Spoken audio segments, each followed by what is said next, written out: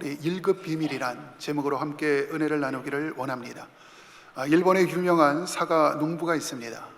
그는 사과 농사를 짓는데 농약을 쓰지 않기로 유명한 사람입니다. 또한 그의 밭에는 무릎에 닿을 정도로 풀들이 무성하게 자라나고 있습니다.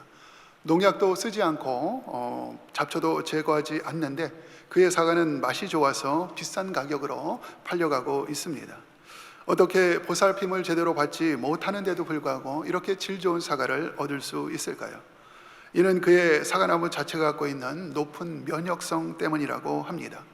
그 사과나무는 면역성이 높아서 쉽게 병충해에 걸리지 않는다고 합니다. 그의 사과나무가 처음부터 이렇게 면역성이 높은 것은 아니었다고 합니다.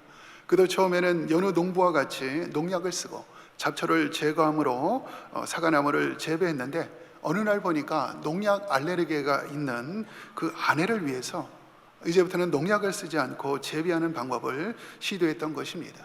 그런데 처음에는 병충해로 말미암아 여러 가지 많은 피해를 받습니다. 꽃도 피우지 못하고 열매도 맺지 못합니다.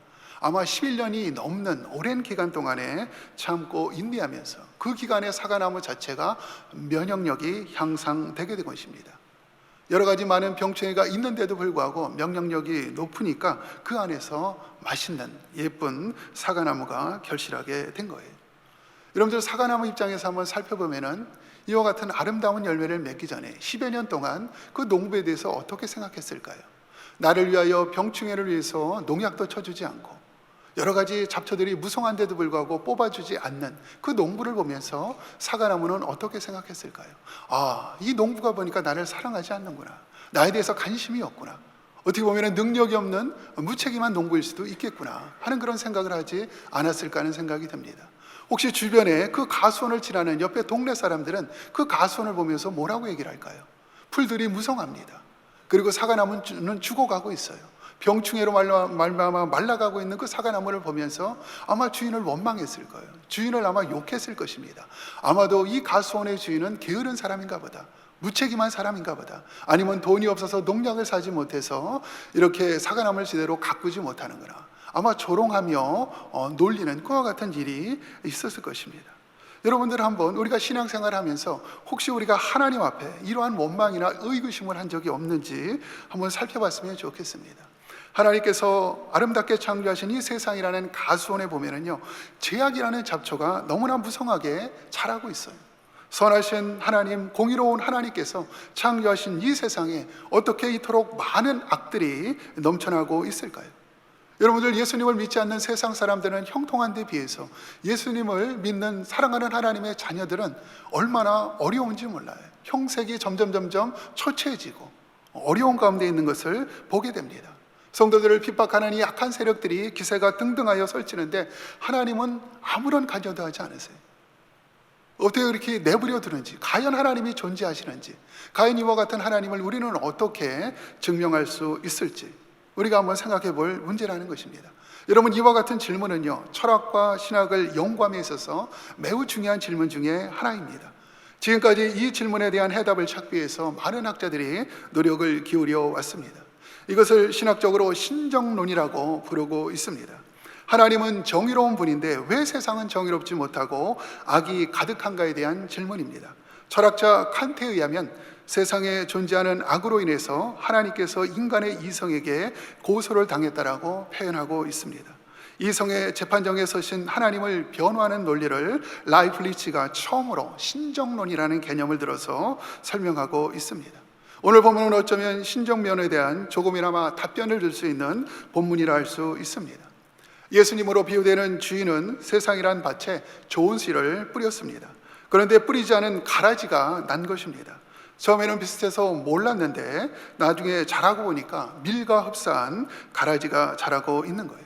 여러분들, 가라지는 독초의 일종으로서 강력한 생존력으로 해서 주변 곡식의 뿌리를 잠식해가는 해로운 잡초입니다. 아마도 깜짝 놀란 종들이 당장 뽑아버리겠다고 주인에게 허락을 구합니다. 그런데 주인의 반응이 너무나 뜻밖입니다. 추수 때까지 가만두라는 주인의 답변을 듣게 됩니다. 주인은 사람이 자는 동안에 원수가 와서 가라지를 덧뿌려 갔다라고 지적하고 있습니다. 그러니까 이런 세상의 제약이라는 가라지가 만연한 이유가 무엇입니까? 하나님의 잘못이 아니라는 것입니다.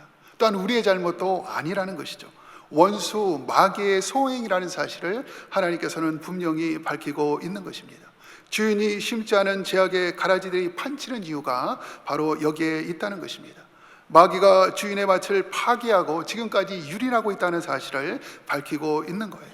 진범이 마귀입니다. 세상의 악인들은 어쩌면 마귀의 하수인에 불과할 수 있다는 것입니다. 그럼에도 불구하고 뽑아버리지 않는 그 모든 주인의 마음은 무엇입니까? 바로 연약한 곡식을 배려하는 사랑의 마음인 것을 알 수가 있습니다. 혹시 가라지를 뽑다가 곡식까지 다칠 위험성이 있기 때문입니다. 곡식을 위하여 가라지를 추수할 때, 즉 심판의 날까지 유보하고 계시는 하나님의 마음을 알 수 있다는 것이죠. 바로 이것이 오늘 본문에 등장하는 가라지의 비유의 비밀의 말씀입니다. 그리고 세상에 악이 득세하고 존재하는 이유를 알 수 있다는 것이죠. 그리고 이것이 간접적으로 신정론의 답변이라 할 수 있습니다. 여러분들, 예수님께서는 이렇게 비유라는 장르를 통하여 가르치는 것을 선호하셨습니다. 일반적으로 이야기는 전하기 쉽게 비유를 사용해서 전한다는 선입견이 우리에게 있습니다. 하지만 마가복음 4장 11절에 보니까요, 이런 생각을 뒤집히는 말씀을 하나님이 하십니다. 외인에게는 모든 것을 비유로 하나니 이는 저희로 보기는 보아도 알지 못하며 듣기는 들어도 깨닫지 못하게 하여 돌이켜 제사함을 얻지 못하게 하려 함이니라. 그러니까 예수님을 배척하고 부인하는 사람들에게는 오히려 그 진리의 말씀을 숨기려는 의도로 이렇게 비유를 사용한다는 거예요. 그렇지만 하나님의 자녀들에게는 바로 천국의 비밀을 쉽게 알려주기 위하여, 깨닫게 하기 위하여 비유를 사용하는 목적이라고 설명하고 있습니다. 그렇기 때문에 천국의 비밀은요, 자연적인 통찰력으로 얻는 것이 아닙니다. 하나님의 계시에 의해서만 드러나는 진리라는 사실을 말씀하고 있다는 것이죠. 천국의 비밀은 하나님의 자녀들에게만 주어지는 놀라운 축복이요, 특권이 아닐 수 없습니다. 이렇게 놀라운 하나님의 비밀을 깨달은 자에게는 그에 따른 책무와 의무가 있다는 사실을 말씀하고 있습니다. 천국의 비밀을 깨달은 자가 가져야 할 올바른 자세, 올바른 헌신은 무엇일까요? 오늘 본문을 통해서 함께 살펴보고 은혜를 나누는 시간을 가졌으면 좋겠습니다. 우리가 첫 번째로 천국의 비밀을 깨달았다면 이제는 선악의 공존을 인정해야 합니다. 이 땅에 악인과 선이 공존한다는 사실을 인정해야 한다는 것이죠. 여러분, 우리는 그동안 하나님께 아쉬움을 많이 토로했던 것이 사실입니다. 가라지와 같은 죄악과 고난과 이 질병들을 왜 빨리 하나님이 제거해 주지 않는지 답답함을 호소했습니다. 무관심과 같은 하나님에 대한 서운함이 내심 가지고 있었어요. 가지를 보고 놀란, 이 가라지를 보고 놀란 종들의 반응이 흡사 우리의 반응과 비슷할 수 있습니다. 여러분들, 종들의 포인트는 두 가지로 정리할 수 있어요. 첫 번째는 누가 감히 이 가라지를 뿌렸는가에 있습니다. 이것은 문제의 원인에 집착하고 있는 모양새라 할 수 있어요. 서로 문제로 인하여 서로 블레임 게임을 하고 잘못을 상대방에 떠넘기기에 바쁜 모습을 볼 수 있습니다. 두 번째 종들의 포인트는 무엇입니까? 문제의 원인을 알았다면 이제는 빨리 그 문제를 제거하자는 거예요. 주저할 필요가 뭐가 있느냐라고 말씀하고 있습니다. 그러니까 거추장스러운 문제는 빨리 벗어버리고 싶은 그 심정을 느낄 수 있습니다.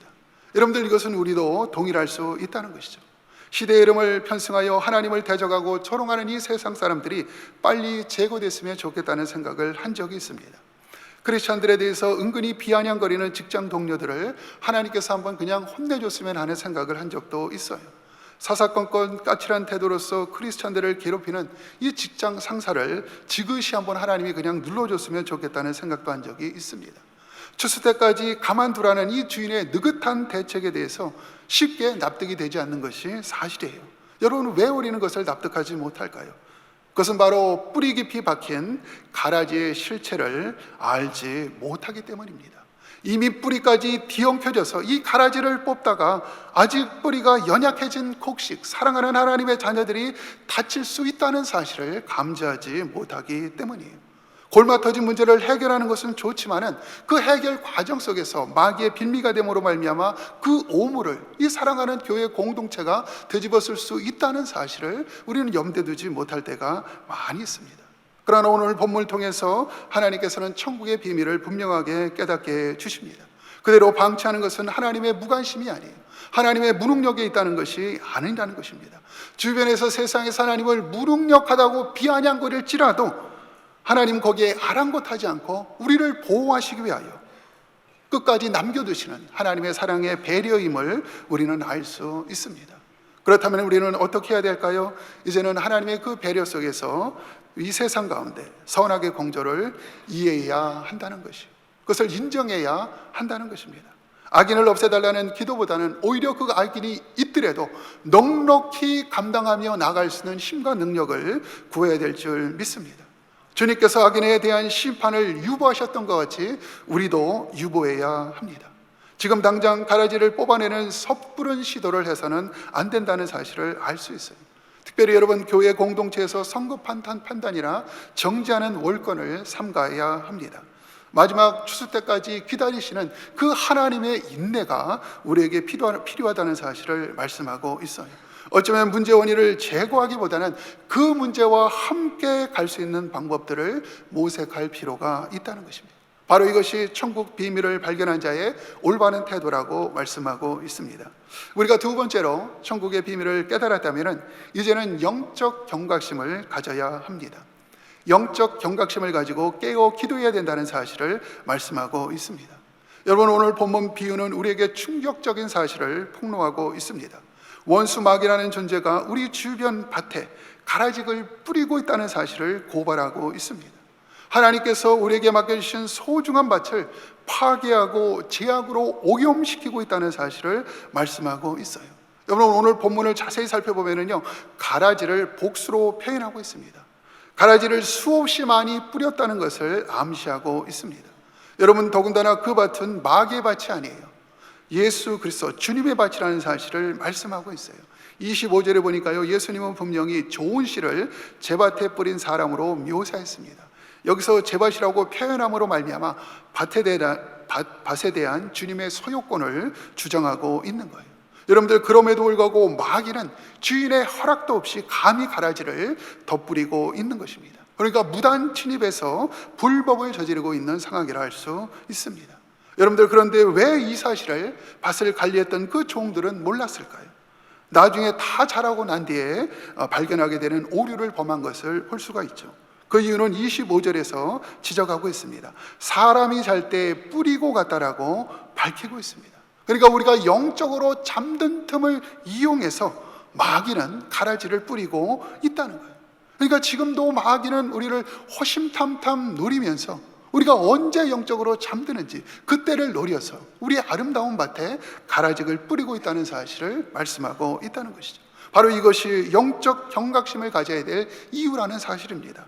깨어 기도해야 될 이유가 바로 여기에 있다는 거예요. 여러분, 오늘 본문에 등장하는 밭은 무엇입니까? 교회를 포함해서 하나님의 복음이 확산되는 세상의 모든 영역을 가리키고 있습니다. 따라서 마귀는 우리가 잠든 틈을 이용하여 교회 안에도 가라지를 뿌릴 수 있다는 거예요. 사랑의 공동체인 교구와 약물이 안에도 이 나쁜 가라지를 뿌릴 수 있다는 것입니다. 포도원을 허무는 작은 여우와 같이 분열과 분쟁을 조장함으로 서로에게 상처를 줄 수 있다는 것입니다. 가정에서도 마찬가지, 부부관계 안에서 가라지를 뿌림으로 말미암아 오해와 불신으로 한순간에 원수로 변해서 결국 갈라서게 할 수 있다는 것입니다. 사랑하는 자녀의 마음에도 마찬가지예요. 우리 그 자녀들에게 가라지를 뿌리려고 호심탐탐 노리고 있다는 것이죠. 여러분들, 오늘날 우리 자녀들이 정말 잘 하나님의 말씀으로 양육받다가 대학교만 가면은 자녀들이 교회를 떠나는 이유가 바로 여기에 있습니다. 마귀들은 친구들을 통하여, 또한 유명한 교수들을 통하여 정말 가라지를 끊임없이 살파하고 있다는 사실을 알아야 돼요. 그러나 이 부분에 대해서 속수무책으로 당하고 있는 것이 자녀들입니다. 아무리 신앙이 좋은 자녀라도 버텨낼 수 없다는 것이죠. 여러분들, 현대 젊은 가정들의 부부를 보면 얼마나 똑똑하고 또 물질적으로도 여유로운지 모릅니다. 그래서 자녀들의 양육을 얼마나 많이 신경을 쓰고 잘해요. 정말 그들은 자녀를 위해서 물질을 사용하고 카운셀링을 하고 또 여행을 보내서 견문을 넓히고 좋은 학원들을 보내면서 많은 노력을 기울입니다. 옛날 부모들은 그거에 비해서 어떻습니까? 여유가 없어요. 넉넉하지 않습니다. 많은 그런 것들, 혜택을 제공해 주지 못해요. 근데 여러분, 하나님의 인물들을 한번 보세요. 우리 한국과 이 세계를 지배하는 인물들이 어디서 나옵니까? 옛날 부모님 밑에 옛날 우리 믿음의 선배들이 그와 같은 역할들을 많이 했어요. 믿음의 지도자들이 나왔고요, 한국 사회를 발전하는 그런 지도자들이 옛날 부모님 밑에 나왔다는 사실을 우리는 잘 알고 있습니다. 여러분, 그 차이가 무엇일까요? 여러분, 현대 젊은 부모님들은 여러 가지 많이 애를 쓰면서 돈을 통해서 학원을 보내고 정말 여행을 통해서 견문을 넓히지만 중요한 것은 기도하지 않습니다. 그러나 옛날 부모님들은 어땠어요? 자기는 무식하고 모자라다고 했지만은, 정말 물질이 없어서 모든 것들을 제공해 줄 수 없지만은 그들은 밤낮 없이 눈물로 자녀들을 키웠어요. 아침에 일어나면 차가운 손이 나의 머리에 올려서 부모님들의 새벽기도 갔다 와서 기도를 합니다. 하나님, 저에게는 능력이 없어요. 하나님, 이 자녀를 책임져 주옵소서. 여러분들, 자녀를 위하여 밤낮 깨워서 기도하는데 어떻게 마귀가 자녀의 마음 가운데 가라지를 뿌릴 틈이 있겠습니까?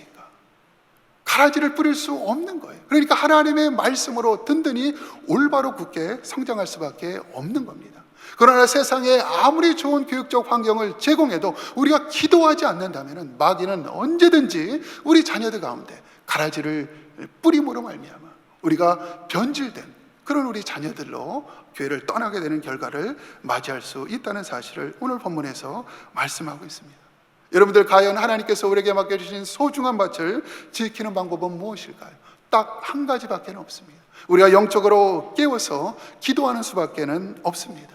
여러분들, 사도 바울도 골로새서 2장 8절에서 동일하게 권면하고 있습니다. 누가 철학과 헛된 속임으로 너희를 노력할까 주의하라고 당부합니다.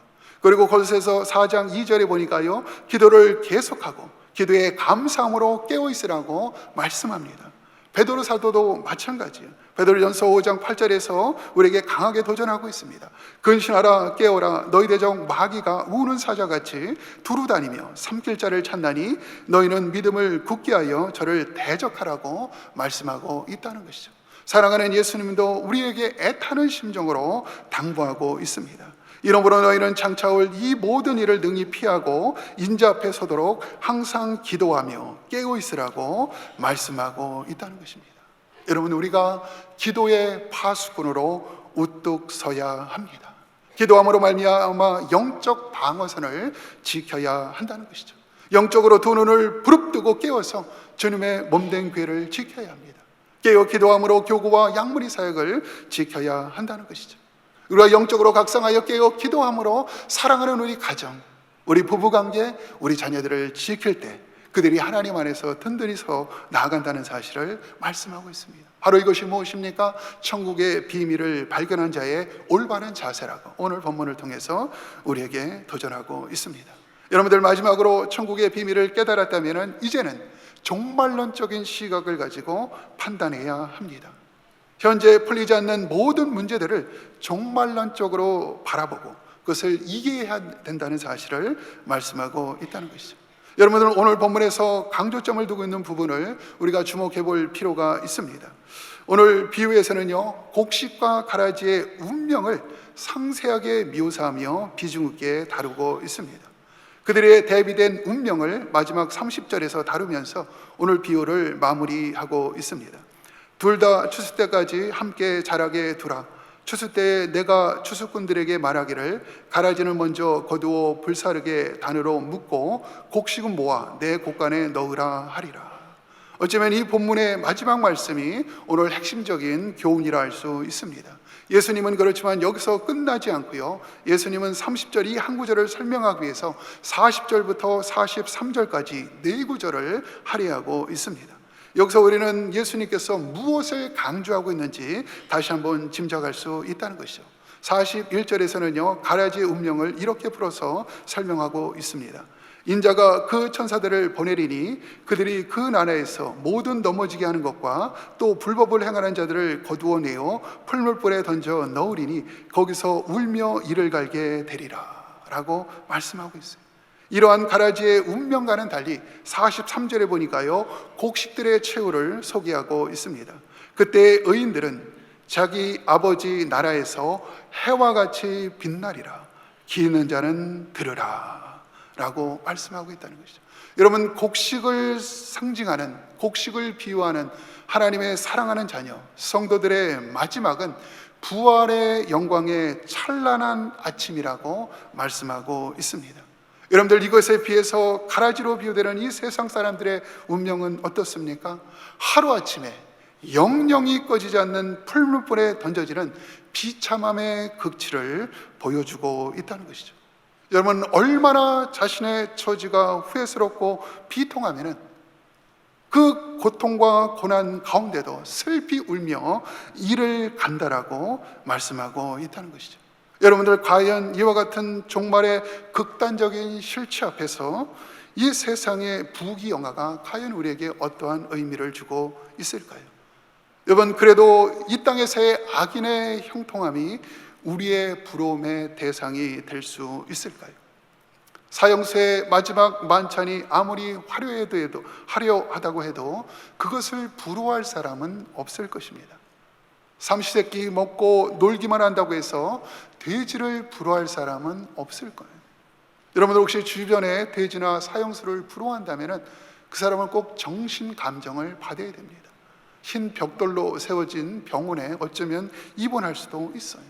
바로 오늘 본문에서 천국의 비밀을 깨달은 자의 올바른 자세를 설명하고 있다는 것입니다. 여러분들, 복음서의 법에는요, 예수님께서 본인이 십자가에 달려 돌아가신다는 사실을 3번 반복해서 설명하는 장면을 우리는 볼 수 있습니다. 십자가에서 모진 고난을 받고 죽으신다는 말씀과 함께 꼭 빼놓지 않는 말씀이 무엇입니까? 3일 만에 다시 살아난다는 말씀을 꼭 빼놓지 않고 하셨어요. 그러니까 예수님께서 모진 십자가의 고난을 견딜 수 있었던 것은 무엇입니까? 그 결말을 아시기 때문이에요. 죽을지라도 3일 만에 다시 부활한다는 사실을 알고 있었던 것입니다. 여러분들, 예수님과 같이 정말 우리가 종말론적 시각을 갖는다는 것, 이것은 어떠한 의미를 가지고 있을까요? 바로 경기 승패를 이미 알고 있다는 것입니다.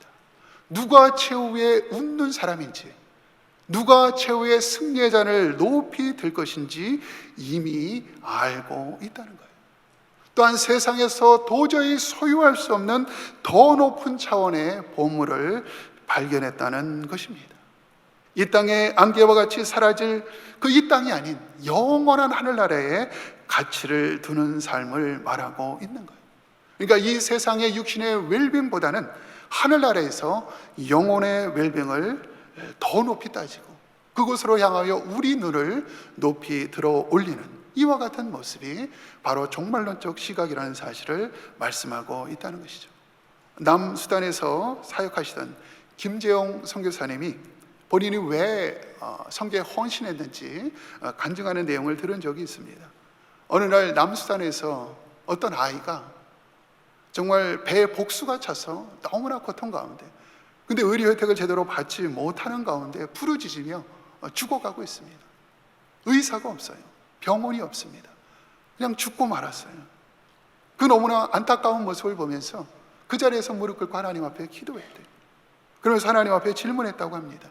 이 아이가 정말 이 열악한 남수단에서 태어난 것도 안타까운데 이렇게 정말 아무런 의료 혜택을 받지 못하고 고통 가운데 죽는 것이 가합니까? 하나님, 너무나 안타깝습니다 라고 하나님 앞에 호소하면서 기도했어요.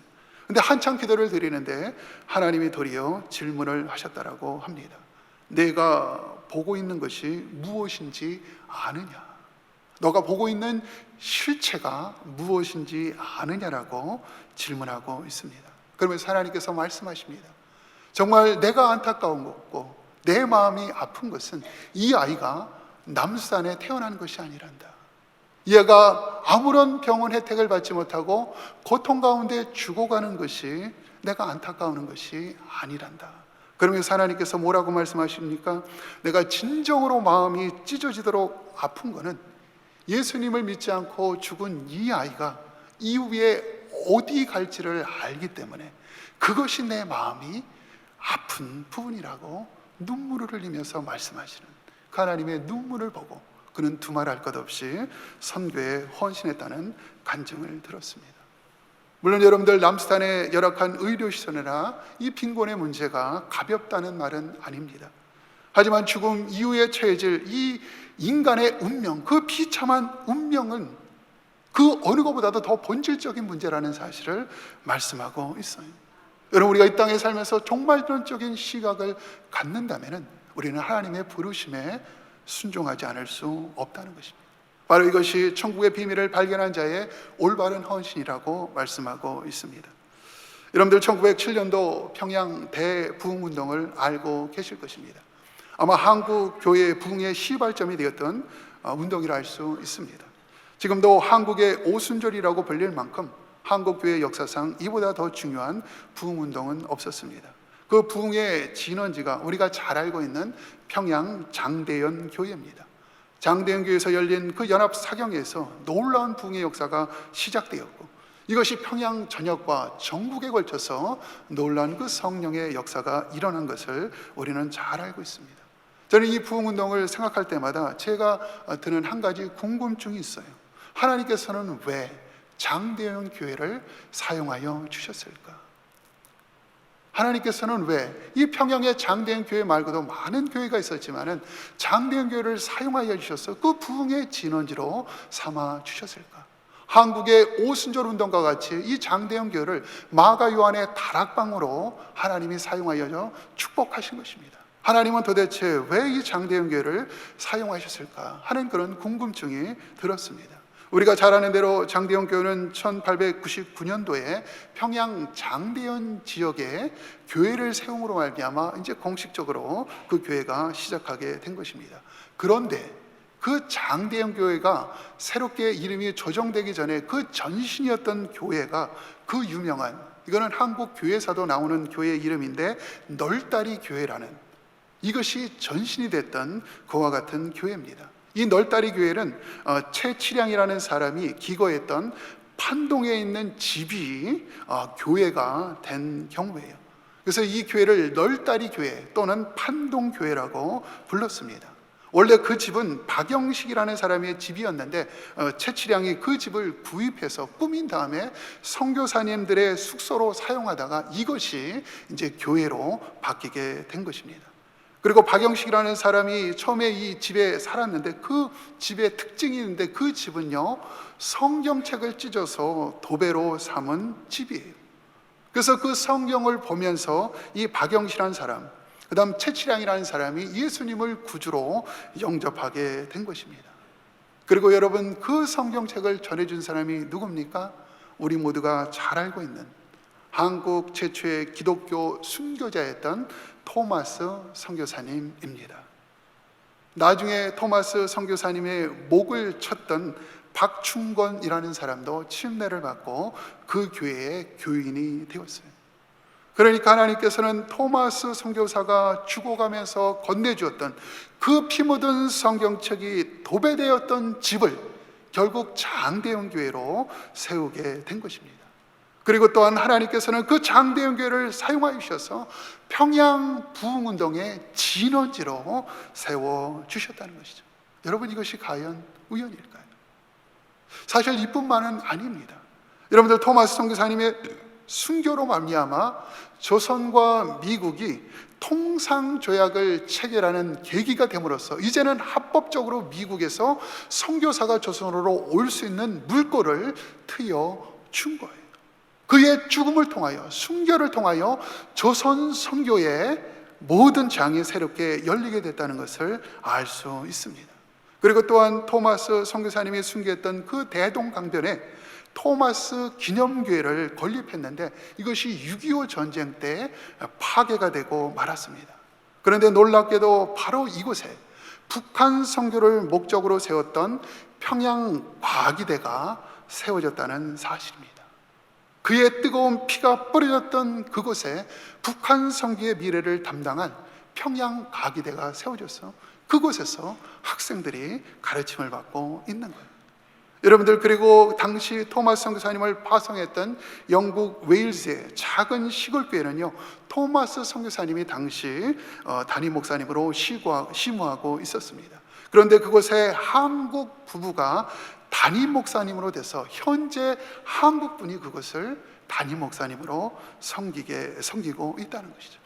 그러니까 토마스 선교사님의 그 순교의 피로 열매 맺은 한국 목사님이 토마스 선교사님을 파송했던 교회의 목사님으로 현재 사역하고 있는 거예요.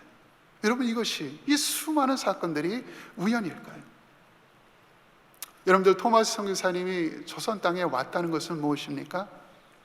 이 조선 땅에 작은 미랄이 되어져서 심어졌다는 거예요. 그 당시 조선 땅은요, 하나도 미랄이 없었어요. 알곡이 없었습니다.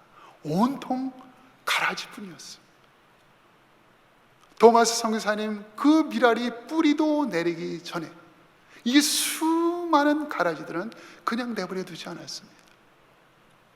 뿌리를 우겨쌈을 해서 뿌리를 못 뽑게 하고, 이 가라지의 수많은 이파리들이 태양을 막아서 그냥 시들어 말라 죽게 했다는 것이죠. 그때 토마스 선교사님의 나이가 27살이었습니다. 누가 봐도 이것은 가라지의 승리예요. 아마 그때 주변 사람들은 이렇게 말하지 않았을까요? 아마 그 소식을 들었던 웨일즈 교회의 그 아버님 목사님과 그 마을 사람들도 동일하게 얘기를 했을 거예요. 정말 하나님이 살아계시는지, 어떻게 그 오지에 보내는 그 사랑하는 아들, 유능한 아들, 장래가 촉망되는 아들을 이렇게 허망하게 데려갈 수 있는지, 그 수많은 가라지들이 알곡 하나를 공격하며 죽이려고 할 때 하나님, 도대체 당신은 무엇을 했습니까? 정말 하나님이 우리를 사랑하시는지, 정말 하나님이 우리를 가라지를 막아줄 능력이 있으신 분인지 아마 이와 같은 생각을 하지 않았을까 하는 생각이 듭니다. 주변에 많은 사람들이 뭔가 복음에 대해서 기대했다가 많은 사람들이 실망했을 거예요. 하나님은 이렇게 무능한 하나님이로구나, 하나님을 증거하는 주의 종이 저렇게 무참하게 머리가 잘려 죽을 때까지 방치하시는 잔인한 하나님이구나 라는 생각을 할 수도 있었다는 것이죠. 그런데 그 하나님께서 지금 이 시간 우리에게 말씀하고 계세요. 토마스 선교사님의 그 피 묻은 그 성경책이 붙여진 그 집을 산정연 교회로 우뚝 세우셔서 평양 부흥운동의 진원지로 세움으로 말미암아 하나님께서는 우리에게 말씀하고 있다는 것이죠. 아니다, 내가 토마스 선교사님이 처음부터 순교당하는 그날까지 내가 그 자리에 함께 있었다라고 말씀하고 계시는 거예요. 정말 그 뿌려진 대동강병에 평양 과기대를 세움으로 말미암아 내가 그 순교의 피를 잊지 않았다는 것이죠.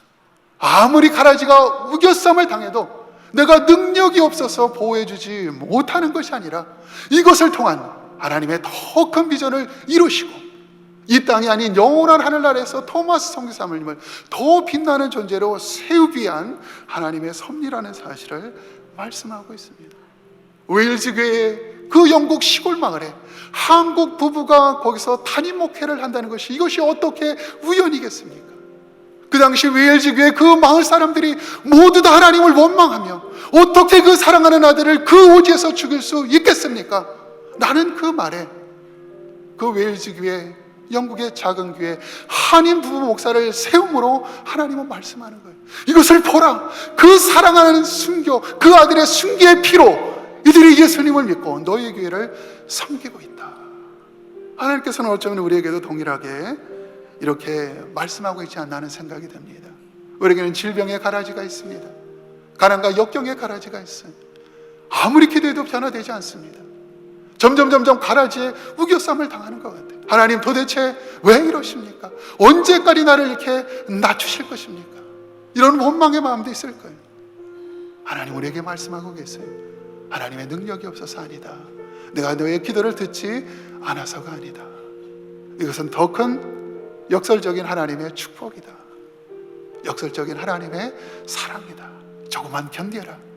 내가 너희의 수고를 통하여 이렇게 토마스 선교사와 같이 놀라운 기적의 역사의 재료로 삼아서 하나님의 영광된 존재로 세우겠다는 것이 우리 하나님의 말씀입니다. 여러분, 그 말씀, 이 천국의 비밀을 받아 하나님을 찬양할 수 있겠습니까? 가라지가 우거진, 가라지로 말미암아 우겨쌈을 당하는 이 여러분의 삶의 현장에서도 이 하나님 앞에 감사할 수 있습니까? 주의 나라가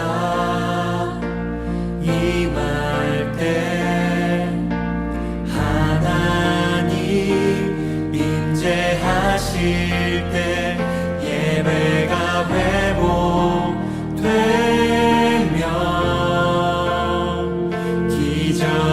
일어나네.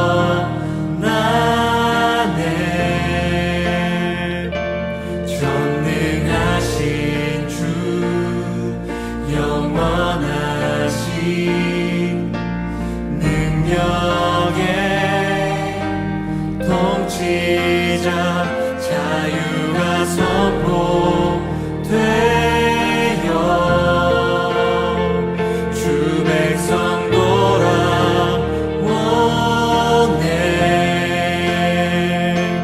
하나님 나라 임하소서. 영광과 존귀 능력과 위